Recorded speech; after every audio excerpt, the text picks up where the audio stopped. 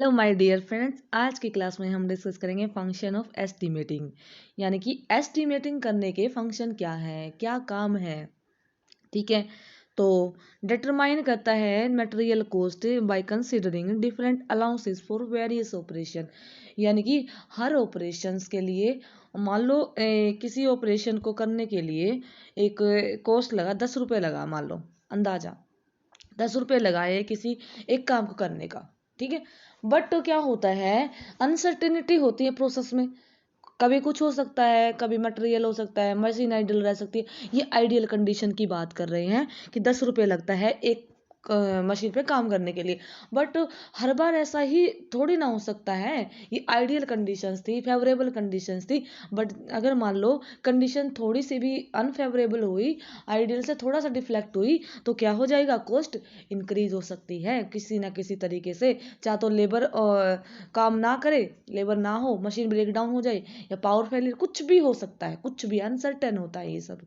तो उसके लिए हम एक आइडियल के साथ में कुछ अलाउंसेस ऐड करते हैं किसी भी तरीके का। मान लो कोई वर्कर है, अब अगर मशीन पे काम कर रहे हैं, तो वो काम करते करते उसको वॉशरूम जाना है, पानी पीना, या जो भी अपनी नीड्स है उसके अकॉर्डिंग कुछ भी काम करना है, तो थोड़ा बहुत तो उसको ब्रेक चाहिए ना। और ये भी आइडेंटिफाई नहीं कर सकते हम किसी भी प्रोसेस के लिए कि कितना टाइम तक वो लगेगा। ठीक है, ये अनसर्टेन होता है। बट एक अंदाजा, एक एवरेज देखते हैं कि कितना अलाउंसेस ऐड किया जाता है प्रोसेस के अंदर।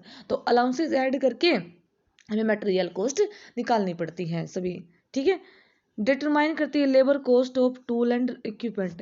यानी कि जो लेबर कॉस्ट कितनी रहेगी, यानी जो काम करने वाले लेबर्स हैं, टोटल उनकी कॉस्ट क्या रहेगी, और जो इक्विपमेंट्स यूज होने वाले हैं उनकी कॉस्ट क्या रहेगी। तो हमें पता लग जाएगा कि इतने लेबर कॉस्ट में हमारा काम हो जाएगा, और इतने इक्विपमेंट्स हैं, इनकी इतनी कॉस्ट में हमारा पूरा काम हो जाएगा। तो हमें तो डिटरमाइन करने के लिए हेल्पफुल रहता है। Determine the overhead charges calculating seller charges, packaging charges and transportation charges.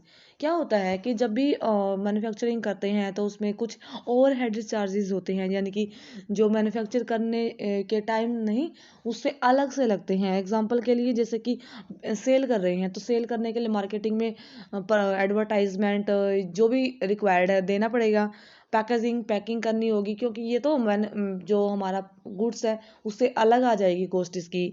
और जो ट्रांसपोर्टेशन चार्ज हो गए, जो उसको ले जाने के लिए जो चार्जेस हैं, तो ये सारे ओवरहेड चार्जेस में आते हैं। तो ये डिटरमाइन करने के लिए कितना ओवरहेड चार्जेस लगेंगे। Determine the selling price by adding profit in total cost.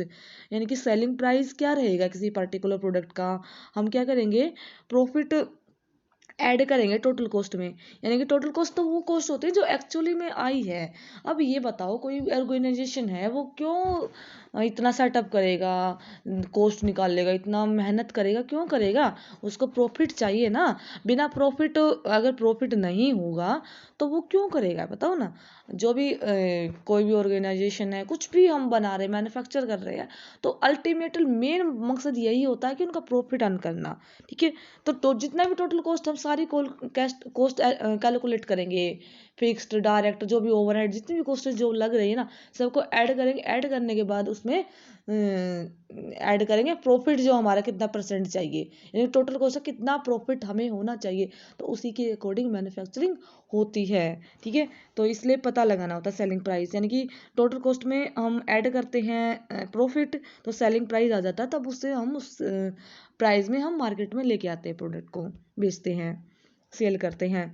Then next क्या, determine the time required for manufacturing bye conducting time study and motion study. अब टाइम रिक्वायर्ड, अब बताओ, ये तो कॉस्ट वो तो निकाल लेंगे, क्योंकि ये एक फिजिकल, मतलब हमें पता है कि इतना मटेरियल लेने हैं पर्टिकुलरली, तो इतना प्राइस में आ जाएगा।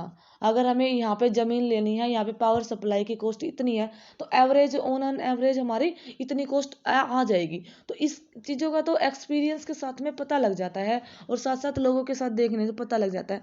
बट क्या होता है, जब हमने सेटअप कर लिया अपनी कंपनी का, जो भी हमारा फ्लोर पे सेटअप कर लिया मशीन्स का जो भी है, लेकिन उस टाइम दौरान क्या होगा, जो मटेरियल का मूवमेंट होगा, वर्कर भी होंगे, सब अलग होंगे। तो उनके लिए क्या टाइम रहने वाला है किसी पर्टिकुलर जॉब के लिए, तो हमें वो निकालना पड़ता है, स्टडीज करनी पड़ती है। तो ये तो फिजिकली यही होगा ना। ठीक है, तो ये तो प्रैक्टिकली पॉसिबल है। तो इसके लिए हमें क्या है अंदाजा मतलब लगाएंगे। और जो मतलब ये क्या है कि जब भी मैन्युफैक्चर प्रोडक्ट करते हैं उसकी प्रोसेस को देखते हैं तो हमें टाइम स्टडीज़ के लिए, मोशन स्टडीज़ के लिए टाइम क्या रही है उसके निकालने के लिए रिक्वायरमेंट होती है। और जो भी मेथड्स या इक्विपमेंट्स जो लगेंगे मैन्युफैक्चरिंग में, जो कौन कौन से मेथड्स लगने वाले हैं और इक्विपमेंट्स कौन कौन से लगने वाले हैं डिटरमाइन करने के लिए भी ज़रूरी होता है। Then make the precious record of estimates in future, यानी कि एक रिकॉर्ड बनाना, एक अच्छा एक मतलब बेहतरीन रिकॉर्ड बनाना, क्योंकि फ्यूचर में अगर हमको रिक्वायर्ड हुआ तो हम एस्टिमेट कर पाएँ। Determine the most economical process of manufacturing, यानी कि जो मोस्ट इकोनॉमिकल, यानी कि बहुत सारे प्रोसीजर होते हैं किसी एक काम करने के लिए, यानी कि हम इस रास्ते भी जा सकते हैं, इस रास्ते भी जा सकते हैं, इस रास्ते भी, यानी कि इतने सारे रास्ते हैं, बट हम रास्ता कौन सा चुनेंगे? हम रास्ता वो चुनेंगे जहाँ पे कम कॉस्ट में अच्छी क्वालिटी का प्रोडक्ट इजीली बन रहा है, मतलब कि इकोनॉमिकल जो भी एक्टिविटीज़ होंगी, इकोनॉमिकल जो प्रोसीजर होगा उसी को हम सेलेक्ट करेंगे फाइनली। नेक्स्ट जो है to estimate selling price of the product. ठीक है, हाँ वही बात हो गई ना कि हम टोटल कॉस्ट में सेलिंग प्राइस, प्रॉफिट को ऐड कर सेलिंग प्राइस निकालते, तो हमें सेलिंग प्राइस निकालने के लिए भी रिक्वायर्ड होता है। तो एस्टिमेट कॉस्ट ऑफ प्रोडक्ट, यानी कि एस्टिमेटिंग डिपार्टमेंट जो होता है ना, बहुत सारे प्रोसीजर को फॉलो करता है।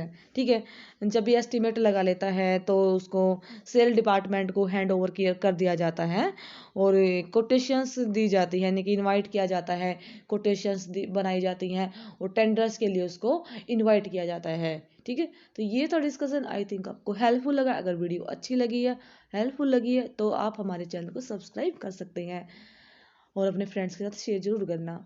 मिलते हैं नेक्स्ट वीडियो में। Thank you, have a nice day.